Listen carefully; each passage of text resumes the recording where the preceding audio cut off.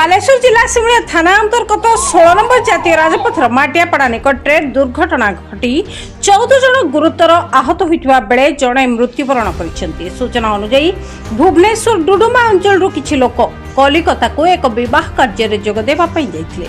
विवाह कार्य सरी सेठार डुडुमा को एक ट्रावेलर जोगे फेरुथिबा समय रे सिमुलिया थाना अंतर्गत 16 नंबर जातीय राजपथर माटियापड़ा छक निकटरे गाड़ी चालकंकर निद लागि जिबारु भारसाम्य हराई नयनजरी को ओलटी गछ को पिटी होई एक बड़ धरणर दुर्घटना घटी। एथिरे शोएब अंसारी मृत्युवरण करथिबा बेले छोट पिलांक समेत 14 जन गुरुतर होइतिबार जणा पड़िछि। समस्त को एम्बुलेंस जोगे सिमुलिया अधिक गुरुतर हेबारु भद्रक मेडिकल को स्थानांतरित करा दैछि। तेबे घटनास्थल रे सिमुलिया पुलिस पहुंची तदंत जारी रखिछि।